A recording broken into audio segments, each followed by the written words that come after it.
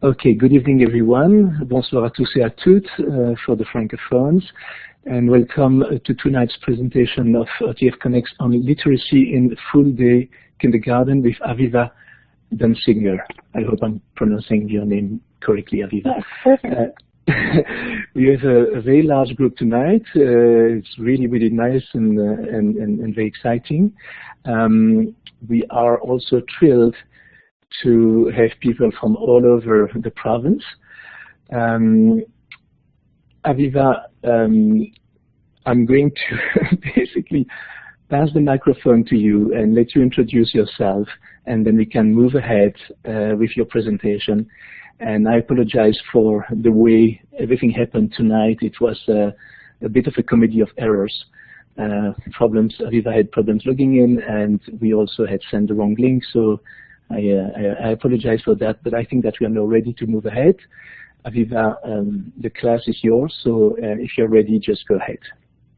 Awesome. Thank you very much, and thanks everyone for being so patient.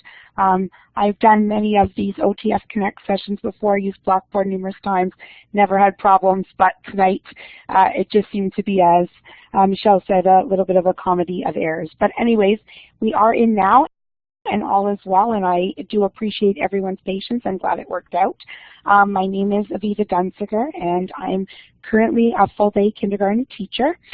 This is my first year doing full-day kindergarten, but I have taught kindergarten for 8 other years over the course of my 15 years teaching with the board. So I've also had different experiences teaching up to grade 6, and I think it's kind of a combination of these experiences that have had me go back and relook at literacy as I have in FDK. So this is kind of a look at some of the things that I've done, but also a look at some of the things that different kindergarten teachers in my professional learning network have shared, because I've learned a lot from them as well. So I will be sharing a little bit of that, and I'm hoping that everybody that's here tonight will also kind of chime in with different things that you've tried before that works. I'm kind of noticing from the list a couple people that I do already know, and I know that people are doing amazing things out there when it comes to play-based and inquiry-based learning and integration of literacy into really meaningful ways through play and through inquiry. So I'm really hoping that you chime in. I will try really hard to follow along with the chat box and address things that come up. So please, the conversation is a lot richer the more that you add to it. So continue to add, put questions in, share ideas, and then hopefully we can learn together. And if I've missed something, feel free to stick it back in the chat box again so that I don't lose track of it. So even though this is an FDK kind of presentation, I guess, I'm guessing that there might be people in here with some different experiences. So I just wanted to see where people are at. So if you wanted to either use your text tool and you can write it, or sorry, you can write it in below, or there is an ABC option and you can choose the one that works for you there, whatever you want.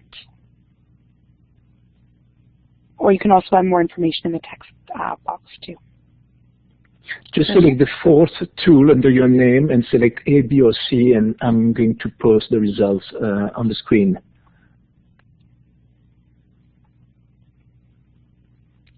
Oh, a couple occasional teachers, that's awesome. Librarian. Some primary.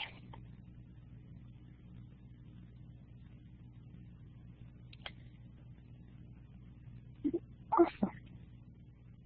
Okay, so I guess as somewhat expected, there are a large number of kindergarten teachers here tonight, but also with a lovely combination of occasional teachers and teachers that teach different grades as well. So hopefully you can pick up something from this and also apply and share your own experiences too, because I guess as a little bit of amusement, but as something that just to keep in mind, I had taught kindergarten for 8 years and I loved it. And I wasn't sure that I totally embraced the full day kindergarten philosophy, which was a reason that I stepped away from kindergarten and ended up going in between grades 1 and 6 to kind of experience something different. And it was actually when I was teaching grade 6 and then grade 5 that I started to really appreciate that play-based, inquiry-based learning that I think happens very naturally in the kindergarten classroom and is really embedded as part of the curriculum document, and even maybe even especially more so in the newer one that's out recently. So it was actually when I was teaching these junior grades that I realized I really wanted to go back and experience full-day kindergarten at the time. So I really think this is a case where you can pull from different grades in order to see the value, and that what happens within full-day kindergarten has a lot of value in those other grades as well. So this is a chance for you to share some information, and I was just hoping that you might share what are some ways that you develop oral language skills, particularly listening, speaking, phonemic awareness skills in your students. So that was just some of the ideas there. So if you wanted to either use the text tool and add it into the text box on the screen, or if you would rather, just even for bandwidth purposes, to add it into the chat box, that works too.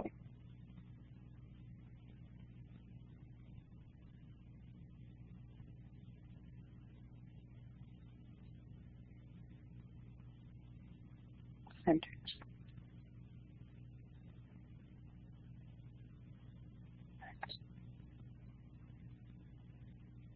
When some people are saying centers, I'd love to hear a little bit more about how you develop those skills. Is it actually centers that are targeted at some of maybe like say phonemic awareness skills, or is it them just speaking with each other as they're working in those small groups? I'd love to hear a little bit more.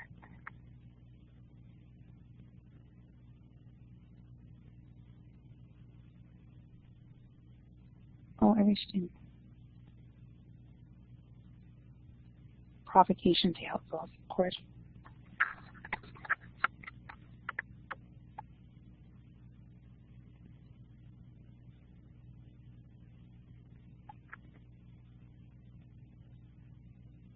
Oh, puppets. Yeah, drama seems to hook in really nicely with the oral language as well. Imaginary play, which I guess goes with drama too. Oh, Sarah, that one sounds really interesting. I don't know a lot about tribes. I need to learn a little bit more. I've heard a lot about it, but I don't know a lot of the information. I really need to read up more on it. For the person that said blogging, I would love to know what exactly you meant by that, Shaylin, in terms of developing those oral language skills, what you do particularly when it comes to blogging. Oh, thank you everyone for sharing so much information.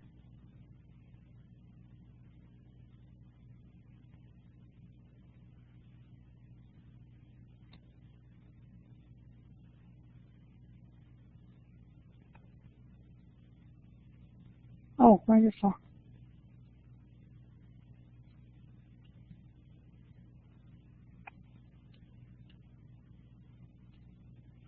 Great idea. I've never heard of Chatterpix before. I have to check that one out.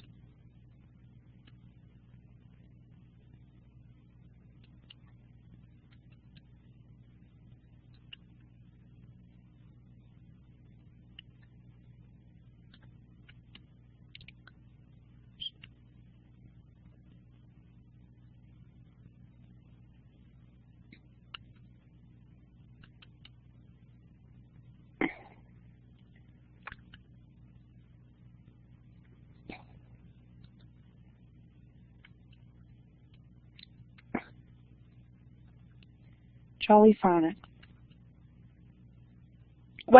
For the person who does Jolly Phonics, I'd be curious to know what you do with Jolly Phonics. I really totally have to check out Chatterpix. I've never heard of it before. Oh, I love the Mondo kits.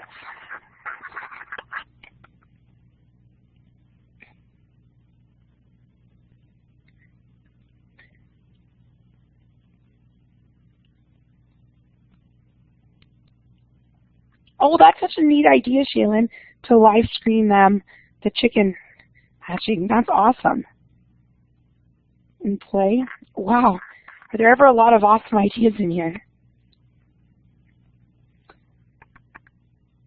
Thank you, everyone, for sharing so much.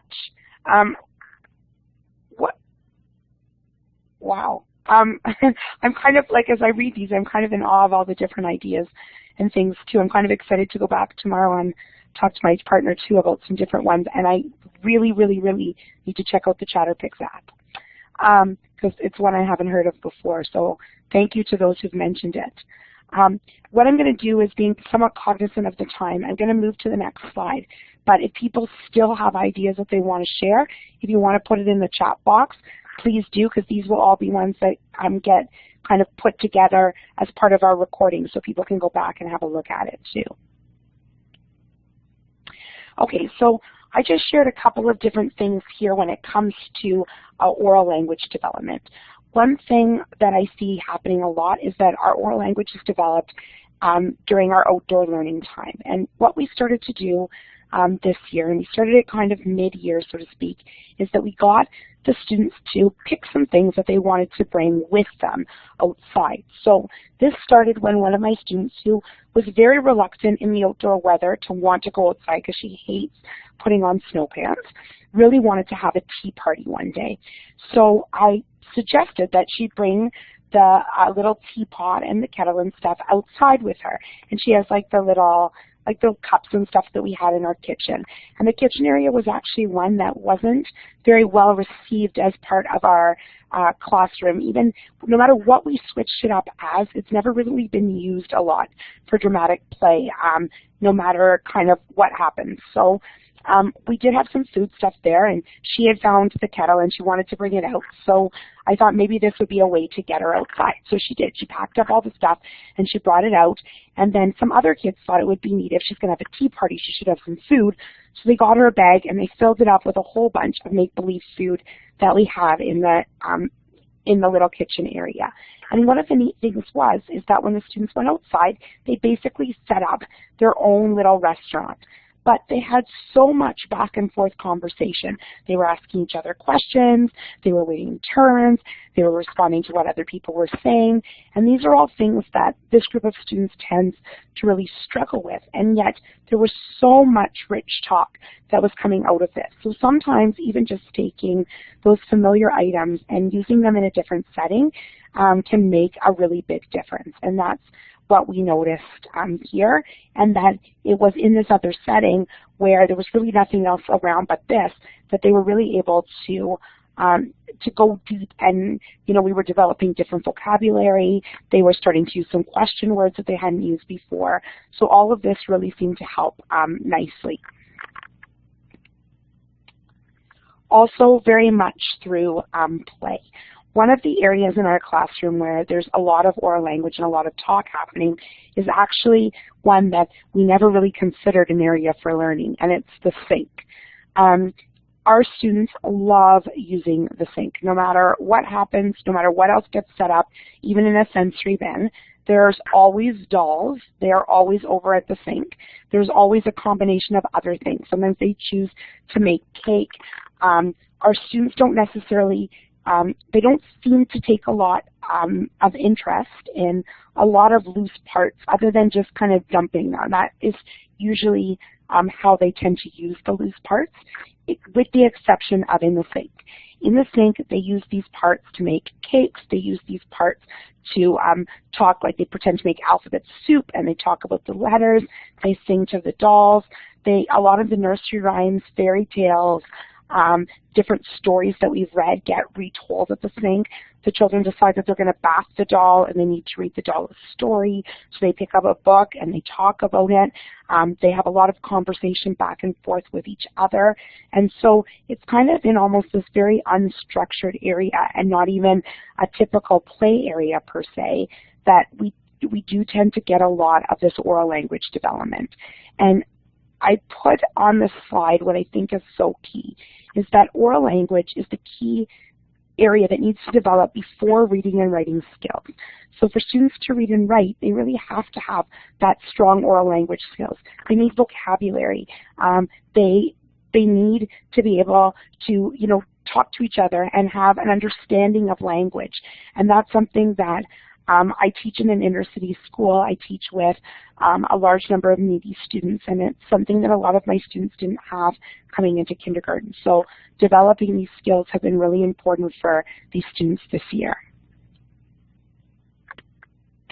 We also find that investigations, especially with the use of sensory play, often leads to a lot of oral language, especially the development of vocabulary skills. So one of the things that we do a lot of is we make different things in our sensory table, and we don't put the stuff. My partner and I don't make it before. We make it with the children. And so those that want to come around and join are part of the experience, because it's often as the items are being made together that we get the rich dialogue, that we can develop some of the vocabulary, that we can see some of the student interest. So all of that kind of develops through the making. So even no matter what we've made, if it's been anything from fake snow to moon dough and any combination of the above, it's always something that's made together with the students, because it's in that kind of creation process, almost like science, that you get a lot of oral language skills. And thanks, Louise, for putting in that link. I actually have checked out the site before, and there's a ton of good stuff on it. So thanks for sharing that particular link as well as one in which to look at. Sometimes oral language is also developed through problem solving or theorizing. And this is an example. It's not one of fine. It's one that was used by, or it's a blog post example by Anna Maria Ralph, who is a kindergarten teacher in the Toronto District School Board. And she has a wonderful blog. She shares a lot of really good photographs and videos and like rich discussion. She really shares what's happening as part of the classroom. And you can really see oral language as part of her blog.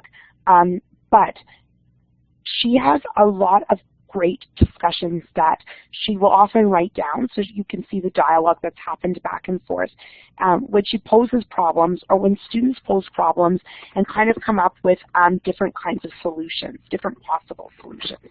And that's something that's shared here. So it's often as they start to problem solve and theorize, they not only use the vocabulary that we've helped to hopefully develop in the students, but they also share some of their own vocabulary knowledge with each other, and also some misconceptions. And those misconceptions provide a perfect opportunity for the teaching component, where you can then see what they don't understand and hopefully provide some of the resources, maybe some provocations, possibly a mini lesson that will help kind of address those misconceptions. And you can choose which ones you want to address and when you want to do so. And Anna Maria Ralph really deals with this well in her in this particular blog post, but actually in a number of different blog posts that she writes on her class blog. Transitional times have also become a really key time in our class this year to develop some phonemic awareness skills in particular. So, as everyone knows, as you're getting students dressed, particularly in the winter months, it takes a really long time, and there can be long periods of wait time. Sometimes our students will just, talk quietly to each other, and it can be almost like a little bit of a social time. But one of the other things is as they're getting ready, one of us, either myself or my partner, will often sit down in the hallway, and we started it this year, and we'll play some kind of phonemic awareness games with the students. So sometimes we'll work on rhyming skills, sometimes we'll work on something like initial or final sounds, sometimes we'll sing some different nursery rhymes with them, or we'll play around with different nursery rhymes with the students. Or we'll work on different skills depending on where the students are at. So we might even play something like an I Spy game, but depending on where the individual students are at, some students might be spying something like a rhyming word, while other students might be spying something that starts or ends with a particular sound. So we can really kind of target those different needs. And it's really quick. It's just done during that time, but instead of the wasted time during transitions, we now have a chance to really kind of target those particular areas of need. And for our students, we do have a number of students that really struggle when it comes to phonemic awareness skills. So it works out nicely to be able to really focus on them during this time. And as I said, an I Spy game is great for it too, and the students really enjoy playing I Spy. Again, this is an example of one that happened during a transitional time. So as our students get tidied up, they kind of regroup on the carpet maybe before heading outside for like our outdoor learning time or before getting ready for lunch. So we usually have 2 or 3 minutes, and they've really taken to playing I Spy games. And in fact, now they'll play it with each other as well as with us. So it also, for me, it provides a nice opportunity as assessment for learning, because one of the things that I can see is I can see, okay, here's what the student knows, here's what they don't quite understand, here's an area we still have to work on. So in just a couple minutes, and with the use of a video, I can kind of go back and relook at it, we can see. And yeah, the ideas that are coming here, like a letter word hunt, I'll admit I have a lot of students where we're still kind of developing those skills this year, so they're still more in some of that oral language piece, just kind of moving towards the reading and writing piece, but it works out nicely too. I do like the one partner inside and one partner outside. My partner and I sometimes do this as well, particularly in the morning when we're both there. In the afternoon, I actually take the students out for one of our outdoor learning times when my partner is on her lunch. So I'm going out alone with them, so they all have to get ready in the hallway until we head outside. So these little games can be a nice way, as the students are kind of sitting and waiting, especially the ones who work quickly, I can easily play the game and get the last few people ready so that we can head outside. So it provides a nice little option for that piece too.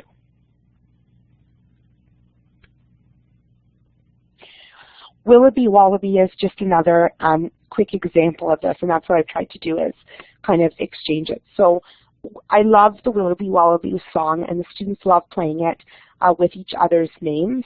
It's something that they've tended to do to just even learn the names of the other children in the classroom. But one of the things that we started to do is we play it not just with the names, but with different objects. So instead of like, you know, Willaby, Wallaby, Waviva, and an elephant sat on a viva, it might be, you know, Willaby, Wallaby, computer, an elephant sat on a computer, or Willaby, Wallaby, where, an elephant sat on a, and then some kids will say chair or bear, and so we come up with different options that work. So it kind of makes it a little more open-ended, and sometimes the children will even make up now some of their own verses with it too. So it provides a few different options.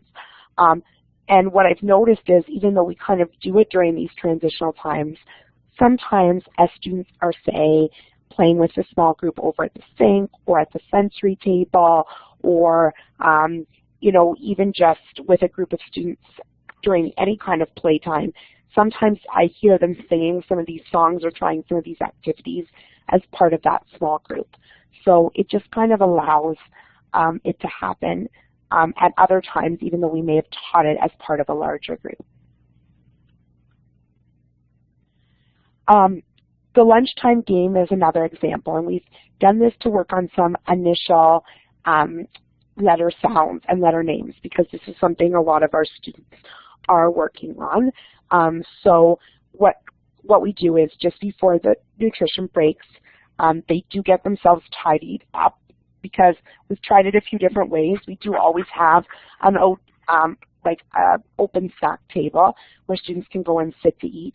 But because of some of our supervision things this year, we really do need to pay attention to those nutrition breaks. And as such, we tried to leave everything just open and not tidy up before, but it didn't really quite work. So we went back to the idea of tidying them up. But then they're all kind of together on the carpet. So what we do is we just tried a quick little lunchtime game. And it was actually my partner who came up with it. And she first started with the letter names. So it might be, you know, if your name starts with this particular letter, you could get your lunch. We tried some sounds, and that was harder. So what we've tried to do now is we've put the sounds and the names together. So if your name starts with an A and says A, or your name starts with a B and says buh, you can get your lunch. So we've kind of put it together. Oh, and I'm just looking here and I see what Tracy has contributed, and I really like that idea with changing the sounds depending on what you're holding. So you can switch it around. Okay, I'm totally trying that one this week for sure. So thank you, Tracy, for adding that one in, because I think my kids will really like it. It's a neat way to work on those letter sounds too, which actually was something we were just talking about. So thanks very, very much for that one as well. Now that we've discussed through both what was shared in the chat box from all of you, as well as from some examples of different ways to look at some oral language stuff, now I'd kind of like to know, with the use of technology, how can technology support the development of oral language and phonemic awareness skills? So what are some different ways that you might use technology for this, either for developing those skills or for supporting development that's happening not even with the use of tech? If you wanted to share your ideas in the chat box or in the box on the screen, that would be wonderful.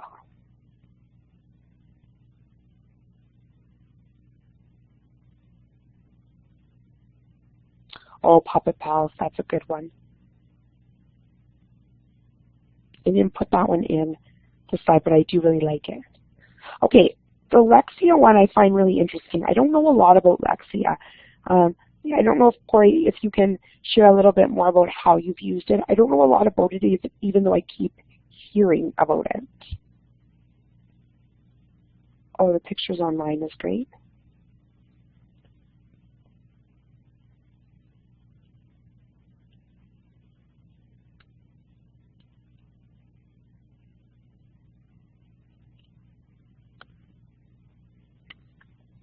I agree, Kim, when you talk about the timetable issue.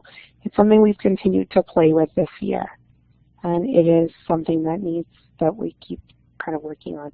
Explain Everything I Love. Educations is very similar to. I really like that. Oh, awesome. Thanks, Corey. I need to check it out. I've heard a lot about Lexia, but I haven't actually done a lot with it. And ChatterPix is what I'm totally checking out as soon as this is over tonight, because you've got me really interested in that one.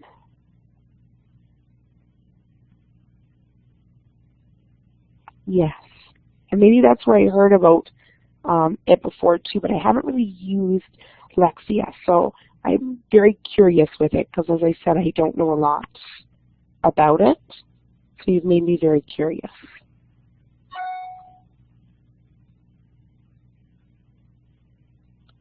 Oh, Smartboard for sure.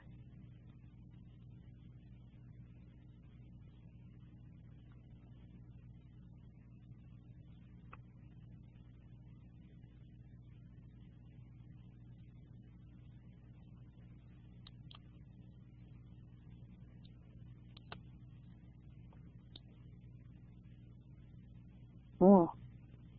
Well, thanks, Corey.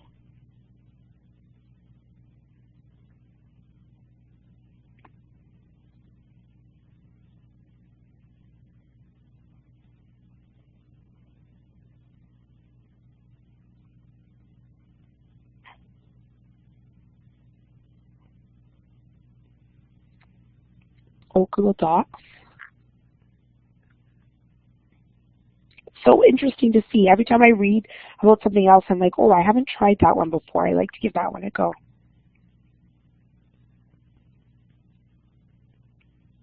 Oh, so many good ideas here.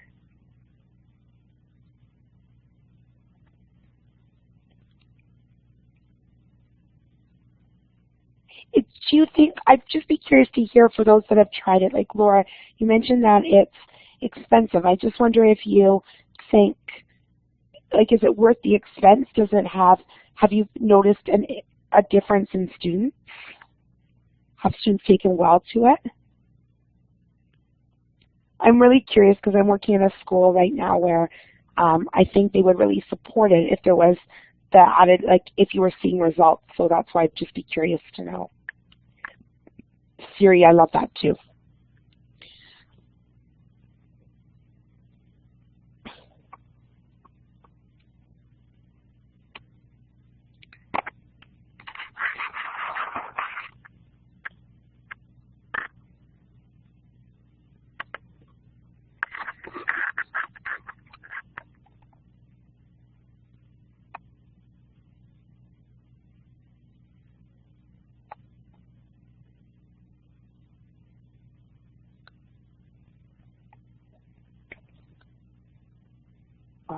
Oh yes, the phonemic awareness apps and videotaping. It's just interesting to see what everyone has shared here, not just because of the sharing itself, but also because it just shows that there's so much that is out there, and there's so many different things that different people have used, or things that we might not have seen, or that we might not have thought about before that others have used. I'm just kind of going back and seeing everything that's here. Thanks, Laura, for sharing that. I'm very curious about it because it's one that I've heard of a lot, but I just wasn't sure. Oh, I love My Story too. I find it a very intuitive app as well. So I know my grade 1 loved it last year as well. Okay, so again, kind of being cognizant of the time, I will move to the next slide. But if you have other ideas, please continue to add them. There's so many good ones here, and ones that I've heard of, but not necessarily tried, and that I just feel like I want to go back and try again too. So it's interesting to see what everyone has tried out. Okay, so one of the ones was, and many of you mentioned it too, was video or audio recordings. And it's just a nice way to hear conversations, listen back to conversations, and for children to listen back to their own. My students know that I often walk around with an iPad, and then I record a lot of what they say. A lot of them will ask me to record. Some actually pull me over so that we can record. Some will actually take the iPad and try to record it on their own too. So there's a lot of back and forth. But they love listening. Not only do they like their thoughts being recorded, but they love listening back to what they said or what others have said. They want to press play and hear it. And so it's kind of a neat way to almost start that self-reflection piece that comes too. For me, it's a nice way to really get to see what is it that the students know or are thinking or have already developed, and where do I have to go next? So it's a really quick way to be able to do that. Audio recordings, I haven't done as much this year in kindergarten. I used them a lot in grade 1 last year. I had deleted the app on my iPad in order to free up some space. Now I can't remember which app it was, so I have to go back and figure it out. But one of the things I like about the audio piece especially is that I could press record and just put the iPad down and not think about it, so I could really kind of make sure I was really engaged with the conversation. Sometimes what happens, I find when I'm trying to do a video recording, that I almost have to stop and put it off, is that I become more focused on where the video camera is and what I'm looking at, that I'm not as engaged in the conversation. I'm not listening to the conversation as closely as I should be, or my questions aren't as good as they could be. So that's why I like the audio piece, especially because I don't have to think about the tech part. I can just think about the conversation. Picolage, oh, I put Picolage thing there, even the Picolage piece doesn't have anything really to do, although I do really like Picolage. Someone had mentioned as well that there's a lot of different phonemic awareness apps, and there are. This is just a screenshot of the phonemic awareness apps that I've used with some success in the classroom. And there's a lot of these ABC Magic ones. They're very straightforward. I would almost say like a little bit low level, so to speak. But one thing that I did when I used it with some struggling students in grade 1 last year even, is I had them screenshot it and then put it into something like an Explain Everything, and then they could add some of their own ideas or make some of their own app. So there are ways to kind of put apps together in order to kind of get a little bit richer with the discussion. And yes, Kim, I'm just having a look at what you said here too, and I agree with Louise. This is a really cool idea. So again, it's interesting to see the different things you can do. And when it comes to videos, especially if everyone's signed off for permissions and stuff, it's wonderful to be able to share that learning with families. So by putting it up on a blog and allowing them to even extend it at home, I know a lot of families that I post a lot of our videos on the blog too, and I know a lot of parents tell me that they'll listen at home with their children, so it's a nice way for them to further extend that learning piece too. And this is where some of the tech pieces that you've mentioned are making its way into different things, because I was kind of looking more at the oral language component in this piece, and now we're looking a little more at the reading and writing component. So you'll see some of the other ideas will kind of make its way into different parts of this presentation, including some of the apps that you've mentioned as well. But in this case, what are some different options for modeled, shared, and guided reading, and how can you make reading a meaningful part of play? So, yes, Corey, did you have something you wanted to add, or I don't know. I don't know if you wanted. Oh, okay, no problem. So if people wanted to use their text tool, or if they want to add stuff to the discussion box, if you wanted to share some different ways that you've used that modeled, shared, guided reading, what are some different ideas, and how do you make it a meaningful part of play, so not just necessarily an add-on, so to speak.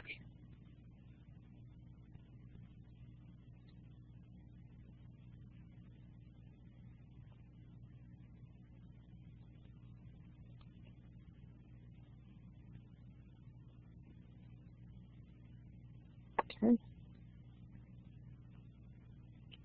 I agree about the permission piece. And this year, I'll say our board has really made the permission part when it comes to posting and sharing online very, very, very specific. Parents sign off on about 6 or 7 different things. So it's really clear, and even with that, I still talk to parents about what I plan on doing and how I plan on sharing, and then doing what's comfortable for them. So, but I do agree with you, Kim. Parents do love to see their children in action at school, and a few parents have even said to me that they find it starts conversations at home with their children too, which I think is wonderful. Puppet play is awesome.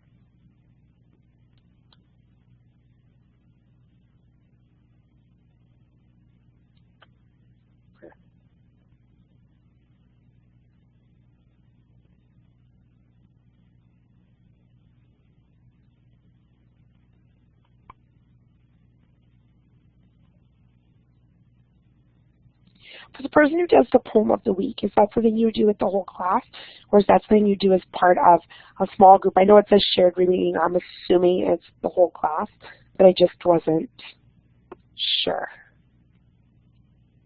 Books on topics of interest. Oh, that's an interesting idea. Charlene, where they pick a book and then present it.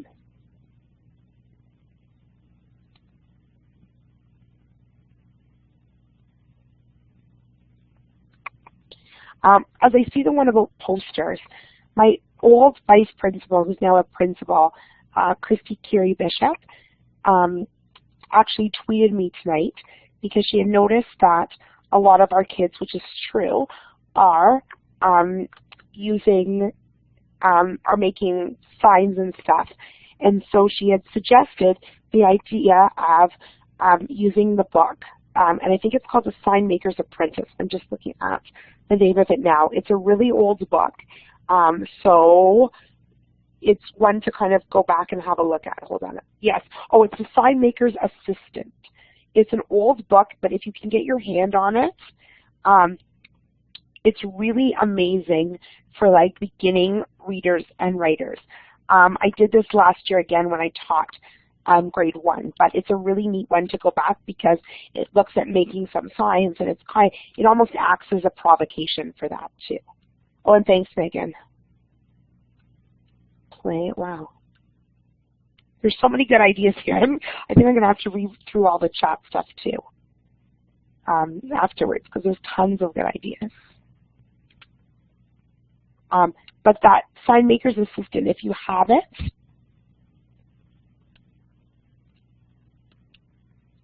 it's one to look back at because they can really make some neat signs, and it's, especially for beginning writers, something that they feel kind of comfortable with. Oh, that's neat about the cereal boxes too. And again, you know what, even something like that, I know teachers that have said that they'll put like the cereal boxes or maybe old, like, you know, coffee containers or something like that. Because again, it's like environmental print, right? So it's using some of that and putting it in through the play set areas, which is great. Now, I'm going to ask, and I'm asking this truly out of interest, so I'm hoping that someone here will share, because it's something my partner and I have shared back and forth a lot this year, and so I'm kind of using what Louise had said here about the read alouds, and I'm trying to figure this out. So as I mentioned before, I currently teach at a school where it is an inner city school. A lot of students are really developing language skills. I have a large number of ESL students, and ESL students who some of them are really struggling in their first language, not to mention in English as well. So we're developing language skills right across. And I find that a lot of students are really struggling when it comes to listening to stories. It almost seems like it's too much to hear. There's too much language. And so often in the past I've done what Louise had mentioned about using read alouds to almost like introduce an inquiry, or it almost acts as a bit of a provocation, but it's not necessarily doing that this year. We've been using a lot of hands-on materials, but getting to those rich read alouds are a lot harder. And I'm just wondering if anybody else has found that too, and if they have, what they've maybe done instead. I don't know if that's something you want to add in to a chat box or share some of your ideas, but I'm not sure if others are in the same boat. It's just as I'm listening to this, I know a lot of the books that we look at and read with the kids are, they're very simple books. They're ones that are really working on developing some basic language skills with like maybe sometimes even single words that match up with the pictures, where we can talk a lot more about the text. Some of the nonfiction stuff, like I know Corey mentioned that, and some of our students definitely have some interest in nonfiction, and we've found some simple ones which have seemed to work out well. They are really, really good for talking about the topics too, but I'm just wondering. Thanks, Stephanie. Yeah, we've tried some of the breaking in. I've tried that too, or sometimes starting a book and reading a little bit more and then kind of summarizing some of the stuff that's happened afterwards. But I've never, until this year, I haven't necessarily struggled with reading a book with a group of students, but this year the book piece is a lot harder. So I was just curious what others had done. We do, thanks Kim, we do have a little more success with video books. And to be honest with you, I've sometimes even started to record my books as a video, where I'll even use Explain Everything and take some pictures and then upload it and play it as a video, just as a way for the students, for some reason when it's playing almost like a video and it kind of works that way, it seems to maybe engage a little bit more, but it can be a little bit harder. Yeah, the focusing on the pictures for sure.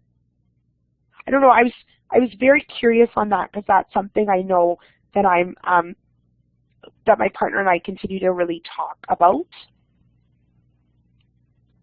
And we have had some success with, definitely, with more of the picture ones or the wordless picture books too.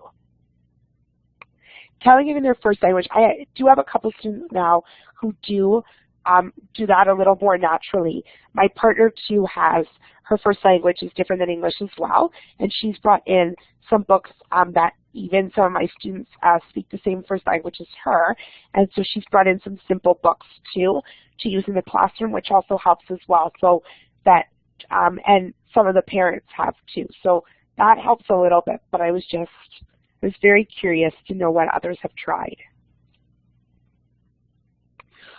Okay, so I'm going to, again, kind of scroll along, being aware of the time. But please continue adding to the chat box, because it's really interesting to read. One of the things we have tried, and I guess this maybe even goes with what Stacy said about bringing it into play as well, where we do tend to have the most success with reading with groups is doing a little read aloud during a free flow snack time. So not necessarily reading the same book to everybody as part of a full class. Sometimes we'll even read the same book to different sets of kids as they're sitting down. When they have the snack in front of them and they're sitting there and they're a little bit calmer, they really seem to take to it, and we do this constantly. My partner and I are constantly reading at this point, and it seems to work really well for them. They chime in a lot, and sometimes what we do now too is we put books out on the table in addition to the snack. Ones that kind of link to big topics of interest with lots of visuals as well, so that way they can talk about the books as they're eating. And a lot of them, when they see the book sitting right there, they open it up and now they're reading and eating at the same time. So that works out nicely. I don't think I took a picture of this, but it made me think of it. We also have literacy in our bathroom. So we've hung posters and stuff on the wall. Some of our kids have their own little bags of stories and books and stuff that they look at just in pair. But a lot of kids really have taken to the idea that there is literacy in there. Like we've posted the alphabet song, and a lot of them will sing it as they're like washing their hands. We've posted some of the popcorn word songs and the other songs the kids know. We've posted the words with charts and with pictures and stuff right there. So as they're in the bathroom, they can read as well. And they have really taken to that. You hear a lot of them reading and singing when they're in there, and some of them like purposely seem to like to go in to have that literacy piece. So while I can't take credit for this, the idea of using it in the bathroom was something that came out of a book that I read this summer, and I'm trying to think of what the book was. It was on, I think it was like Montessori or something, the Montessori Way or something. I got to think about the name of it. It will come to me. But they had the idea for putting literacy in the bathroom, because they talked a lot about doing like a mini inquiry on the bathroom and how social the bathroom can be as well, but how it can be a place for learning. And that seemed to work out nicely. So as I said, our kids have taken to it, and probably the best places where reading seems to happen is one, as they're eating snacks, and two, in the bathroom. So I guess as someone said in here, literacy can happen anywhere, right? And again, this is the idea of as they're sitting and looking at snacks. So when my partner and I see a group of kids around the snack table, we'll often sit with them. Sometimes we'll sit and we'll read a book or we'll talk to them. And sometimes in this particular case, they were looking at a book and were talking to us, and I almost ran like a little mini guided reading group. There were 2 students here. I focused on a couple different things using the book that was of interest, and did it as they had their snack time. So it's really kind of taking advantage of those little times too, and it seemed to work out really well. So my partner and I have continued with this piece. And one of the posts that I put in here is one from Angie Harrison. Angie Harrison is a kindergarten teacher. She teaches for the York Region District School Board. She doesn't blog as much anymore, but she has an excellent post, which is a couple of years old, but I think just as relevant. She's at Techie Ange on Twitter, and I think just as relevant now as it was when she wrote it. And this is that idea of kind of linking all of that learning together. So she takes a really good example on how she does that, and how she puts she kind of looks at the idea of in the social studies document how with inquiry you also have the gears that are there, and she puts all of that together and has really shown it with some really good examples from her classroom. So I would highly recommend having a look at this particular post too, in terms of putting everything together. Someone else had suggested here with the idea of connecting with the current inquiry, how you can really put especially the reading piece and the writing piece in together.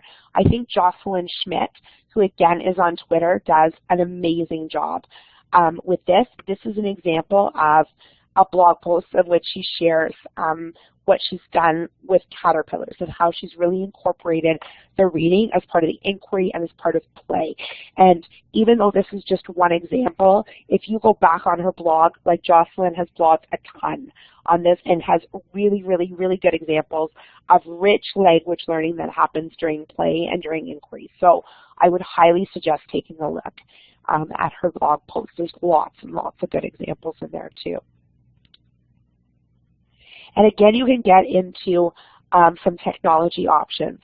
The first one that I have, Unite for Literacy, it was actually Doug Peterson on Twitter, and he had actually done a blog post on this one, which worked out really nicely. Again, Epic is great too. Epic is wonderful. Again, tons of nonfiction stuff. We'll read it aloud to kids. As will Unite for Literacy. What I really like about Unite for Literacy is that not only will it read it in language, or in English, but there's a whole selection of languages in which it will read the text to students in that particular language as well. And they can even go back and forth between English and the first language. So there's lots and lots of back and forth piece that happens, and for English language learners, it's a great example. Tons of free books that are there too. I would totally check it out. We've used it a few times in our class, and the students really seem to like it and have shared it for home use as well, which parents also seem to like. PebbleGo is another one. Our board happens to have a subscription to PebbleGo. If not, you can get one, like a trial one to use. It's really good for nonfiction as well. Great pictures, short text. And it reads it aloud, or students can read it on their own. And there's lots of stuff on animals, Earth and space. There's all kinds of different ones there. We have it through our media library to access, but again, you can kind of figure out in terms of what is available in your particular board too. So with that, what are some different ways that you encourage writing within the FDK program? Oh, love the Discover box. Do you just bring, Kim, do you just bring one Discover box outside, or is this something that everybody has with them?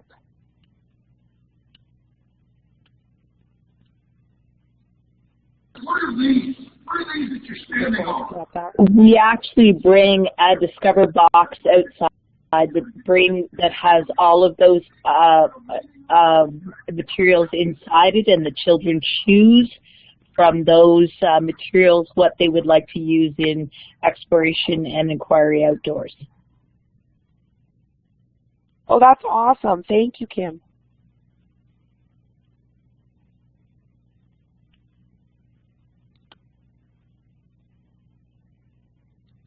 Oh yeah, kids love to play teachers for sure.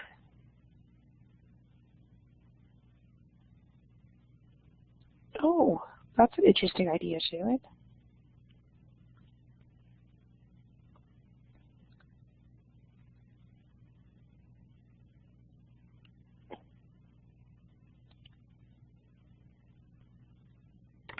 Okay, so you know what? I've been thinking a lot about these plans because, Amanda, you mentioned the plan, and my partner and I have been playing with it a lot, and I'm just wondering if others have noticed this too. So we tried to do the plans. I've seen some for building and some for playing where they do the plan and then they follow through. But our kids were struggling with doing it before they had done it. So now we're trying to do it in the opposite order, where like they create and then it's almost like creating like I wouldn't even say it's the plan, but you know, giving the instructions so that others can maybe create it afterwards, right? So that's where they kind of make like the little blueprint piece. But I was just wondering if this is something that others have tried too. Oh, thank you. Thank you, Louise, for sharing that one. You know what? I actually remember reading that post. So I'm so glad that you shared that one too. I'm just wondering if others have tried done in terms of it being in the opposite order or notice something? Yes, I do love this See, Think, Wonder. Excellent.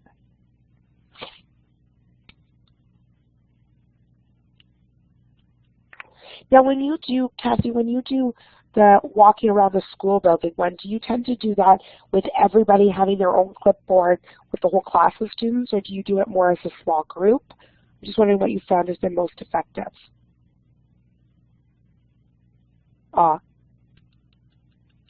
Thanks, Melissa. Yeah, maybe that.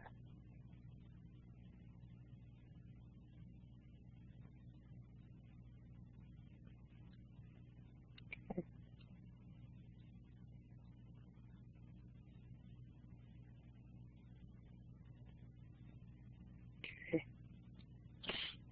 Thanks. That's a great idea about the smartboard. I did notice that last year too, that I had a lot of students that really enjoyed it last year.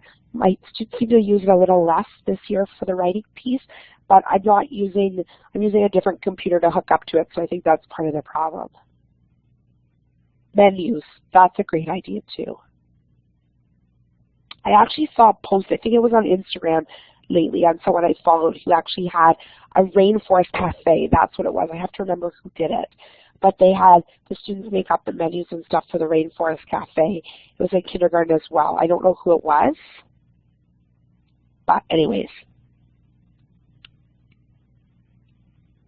it's a really good one.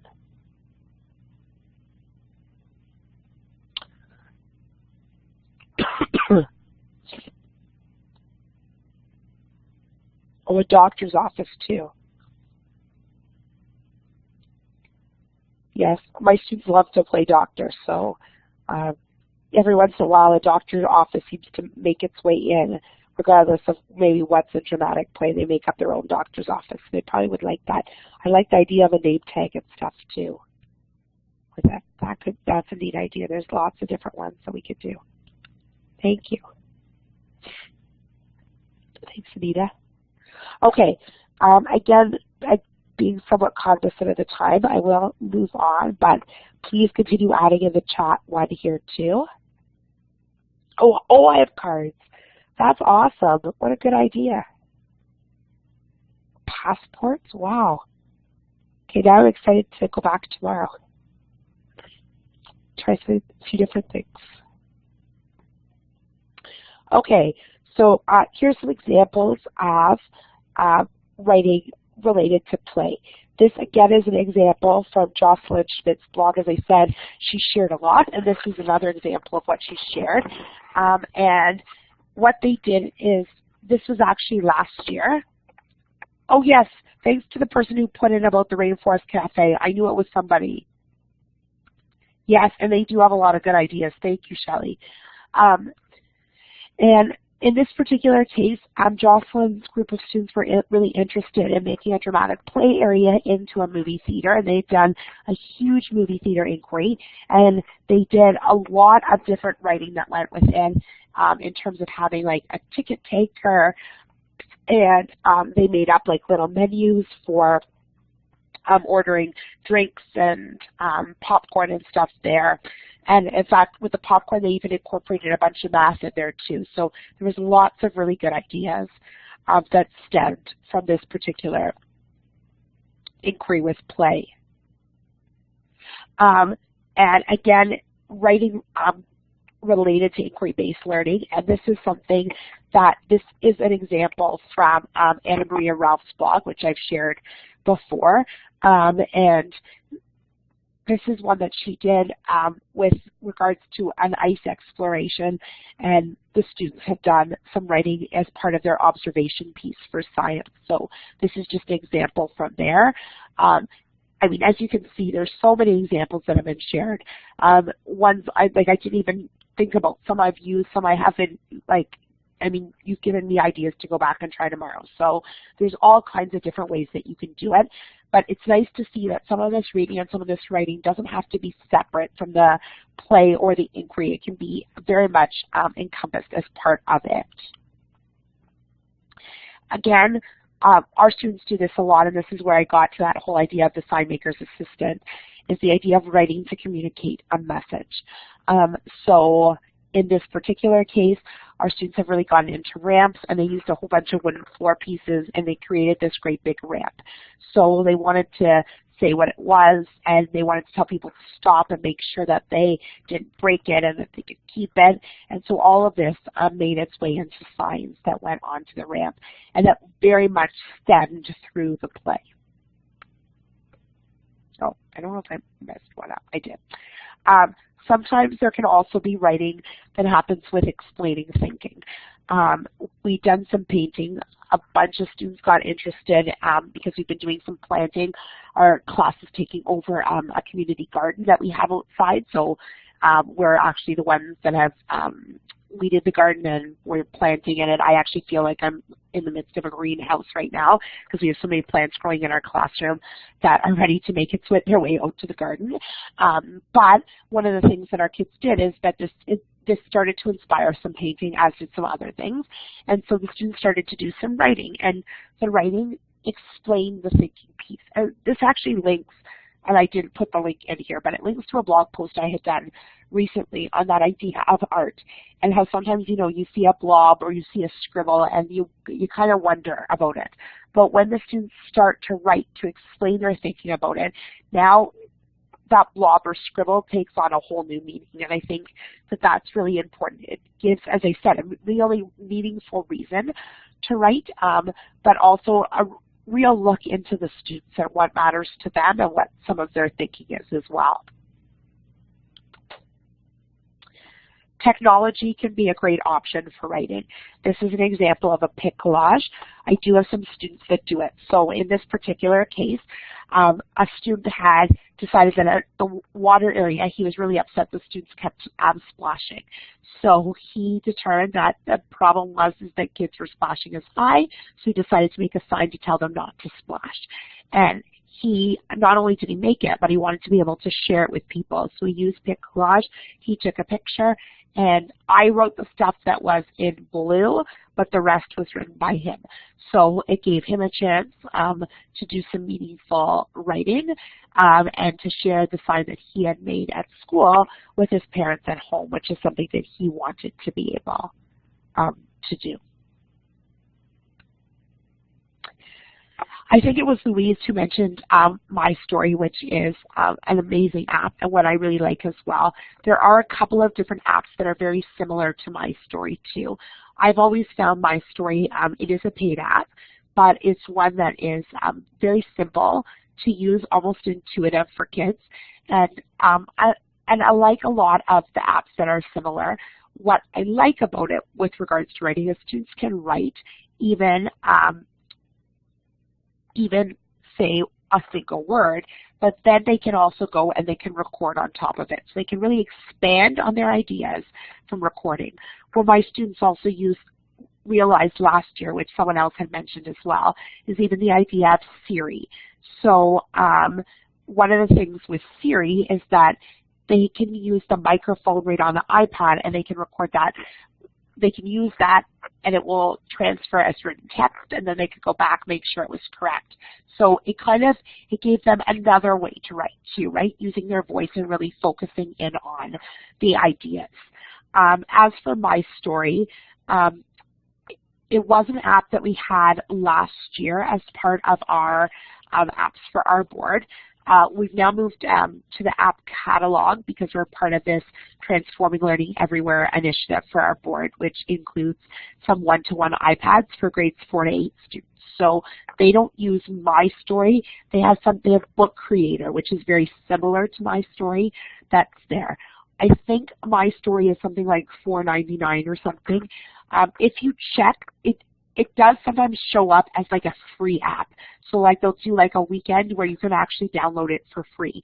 And in fact, when I got My Story, that's exactly how I ended up getting it. I noticed that Angie Harrison, who I've mentioned before, Techie Ange on Twitter, she had tweeted to say that my story was free for the weekend, so I ended up downloading it then and I've used it. So, and it has happened a few times since then because I was using it in the classroom with my grade 1s last year and had talked to parents about it, and it was a paid app at the time, and then I noticed it was free, so I had mentioned to parents that they could get it for free for the weekend. So it's one to keep an eye out for because it will sometimes become free. It is well worth the paid price though, if you get it. As I said, it's great because they can take pictures, they can draw right on it as well, so there's a few different options that are there, and it uploads almost like a little movie. So again, a neat way to share. You can embed it on the blog or put it on a blog or share a link with parents and they can listen to it online. So there's all kinds of different ways in which to quickly and easily share it. And it was something like this was done by my kindergarten students, and it was done on something like, I don't know, like the 4th day of school or something. It wasn't even really that long into school. So it didn't take up very long to teach them, but it was something that was really easy to use. And yes, all of these ones that are being shared here, like Shadow Puppet, awesome. I've heard of Little Story Maker, but I've never used it before. But again, like there's so many different apps that do similar things. So being able to find one that works well for you or your students is great. If you have a few different options, it's wonderful. My story was one that I had been familiar with beforehand. So I had used it last year. And with that, we just kind of continued, right? So it worked out nicely that way. Giving students, it says here that writing is a continuum and embrace all the writing. And so this is just an example of that in terms of when we brainstorm. It's been really neat to see that kids who before weren't doing any writing are now starting to write, and sometimes it is with scribbles, and sometimes it's with letter sounds, and sometimes it's with full words or going to get the words.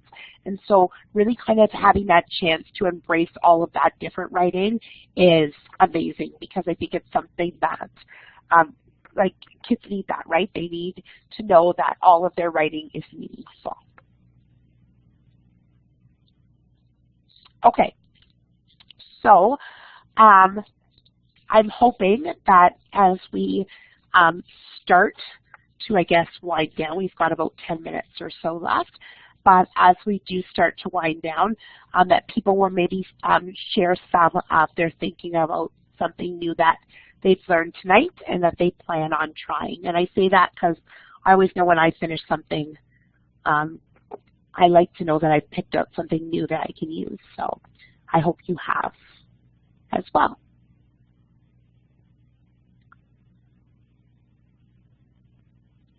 Yeah, wonderful.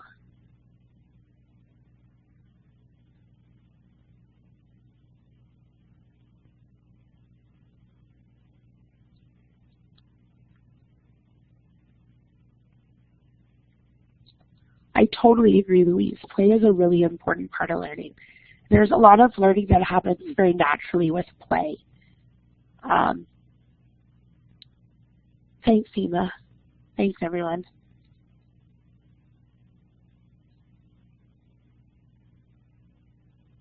And I think the key, and this is not necessarily something that that I wrote in here, but I think is really important, is that the key with the play too is that we really understand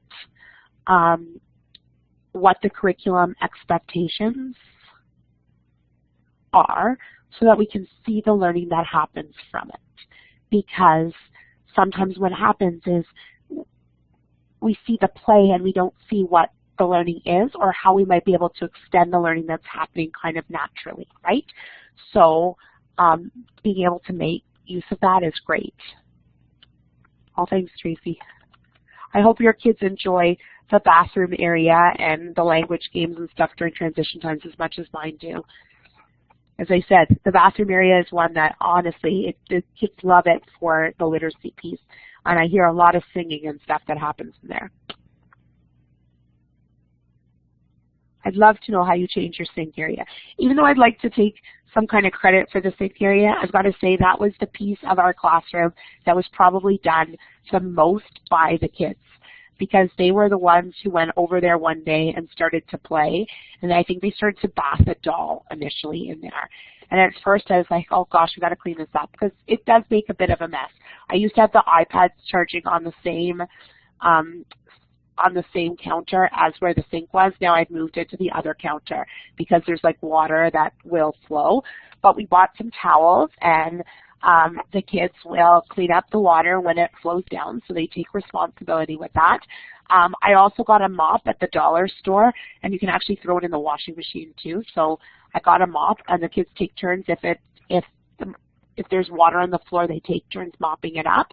And one of the things that we learned this year too is that mopping actually seems to work really well when it comes to self-regulation too. It seems to be very calming for a lot of kids. So a lot of them really enjoy mopping it up too. And when it goes, it works out well. Awesome. Thanks.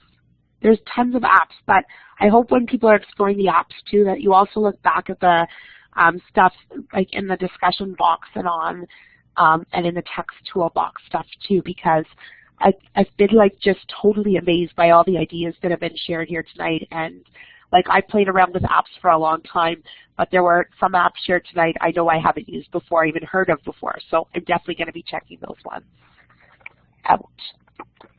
So thank you.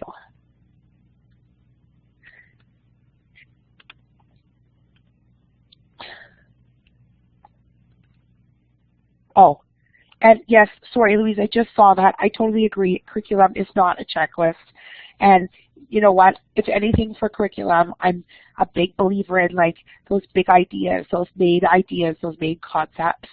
And more so, I guess, when I say curriculum is for me, it's about knowing where the links are to maybe what might be expected for the children to learn. So we can take the interests, take the ideas that are there, take the students where they're at, but have the opportunity then to extend the learning, knowing where this maybe links with those curriculum expectations.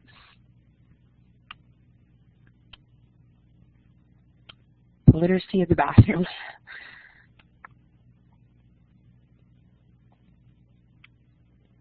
Yeah. You know, it's funny that you made the comment, Corey, about the scribbles too, because today I also noticed a student, she's in senior kindergarten, but she was hardly writing anything at all, and today she filled almost a whole page. And the page there were some letters, but there was like a lot of random like lines and stuff that were on the page. But she drew a picture at the end of what went with it, and she told this whole story about what it said. And she even pointed along to the text that was there. And you know what? Again, it goes with where students are at developmentally, right? And we have to be able to embrace all of where they are, right? Regardless of where they might be at.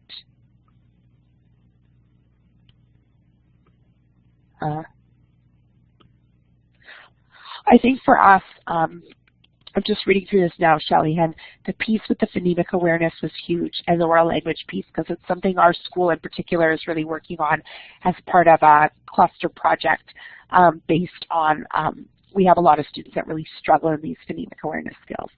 So, so it's been really good to focus in on that and spend a little bit of time figuring out how that actually works. Kim, what an important point about play as learning and engaging with your students is the best way to observe their learning. I love that. Perfect. I like the little room, that's good.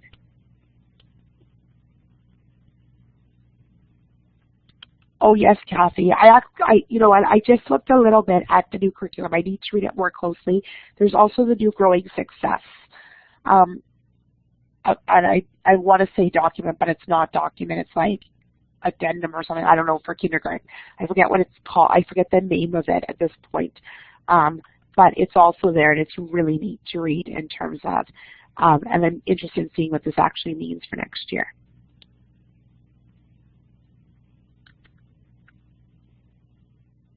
But I will say with the piece of the literacy in the bathroom piece, I have a lot of stuff that's up on the wall. So it's covered in plastic that's on the wall. They're not even necessarily touching it. They're more like looking at it, singing to it, just to really even just encourage the oral language piece. I have a couple students that really struggle with going into the bathroom. And one of them in particular loves to read. And so having a little bag of books that she just brings in just for her has been huge. So what I've done is I put it in a place that she just knows, so that because she struggles with going in there, she'll take the books and then she'll bring them out. Yes, there's germs, but they're contained within the bag and just for her versus for everyone, and that seems to work out nicely. Okay. Yes. Oh, thank you, Louise, for sharing that link. Thanks, Nancy. Yeah, I think you have to think of the germ piece. I don't like the idea of like this shared box of books or something in the bathroom, but for a student that struggles, it's been good as a way to get her in there. And for everybody else, they just like having the songs and stuff that are up that they can see that they're able to then add. And thank you, Louise, for sharing the link to On the Growing Success. I knew it was, I couldn't figure out what the word was. I guess it was addendum that was there. It's a really interesting read.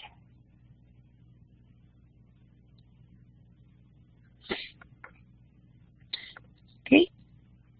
I just have to thank everybody here tonight too within these last few minutes, but it's been awesome to have so many people who have shared so many ideas. Sometimes when you do presentations, not everybody shares as much, and it's been great to have all these ideas that have gone back and forth tonight, and I really appreciated everybody chiming in with the different things that they've tried, some different apps that they've used, some different ideas of what's worked in the classroom, ask you the questions.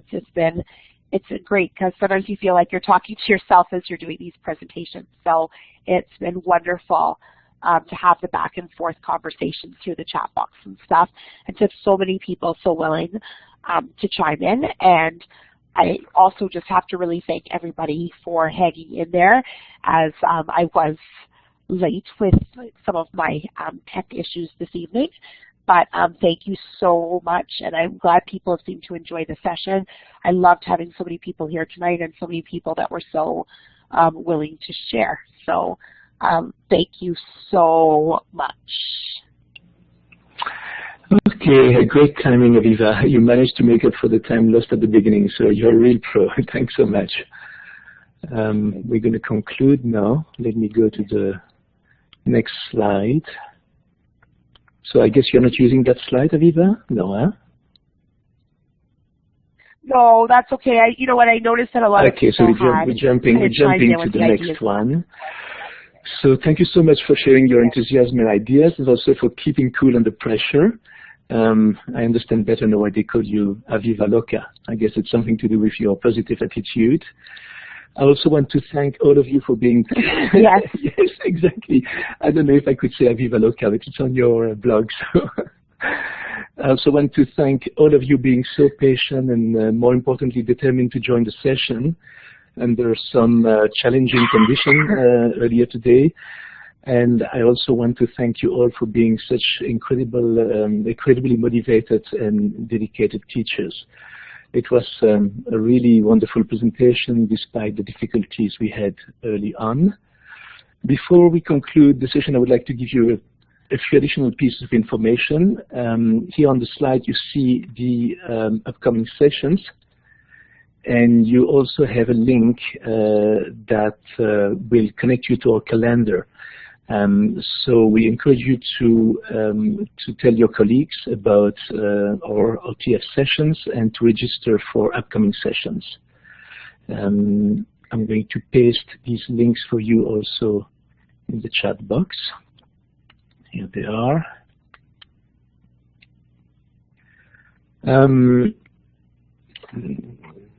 Let's move on.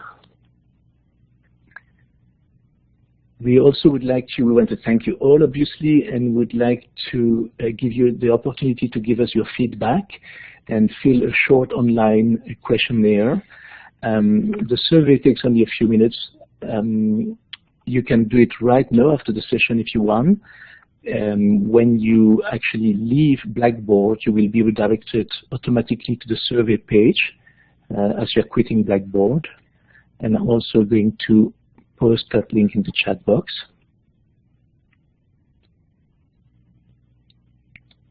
Here it is. We just want to let you know that this survey is very important to us at OTF because we listen to your feedback and we pass it on to the facilitators, and it also helps us with funding future OTF Connects programs. So please fill up the survey, we really appreciate it. As a new feature of our webinars, we also would like to offer you a small bonus as a token of appreciation for your participation. Once you have completed the feedback survey, we will redirect you. You will be redirected actually to another page allowing you to enter your name, and you will then receive a certificate of participation to this training session that you will be able to add to your professional learning resume. I was told that this certificate of participation is only available for 48 hours following this session. So if you can, please try to fill up the survey tonight or tomorrow. We will also send you a link tomorrow morning with the feedback survey and archived presentation that you will be able to access at a later time. I'm going to paste that link also for you in the chat box. Here's that link to the resources. I will now end the recording of the session. Please feel free to remain online if you wish to ask Aviva additional questions once the recording has ended. Otherwise, I wish you all a very good evening. Thanks again for your participation in tonight's session, and we hope to see you soon on OTF Connects. Thank you.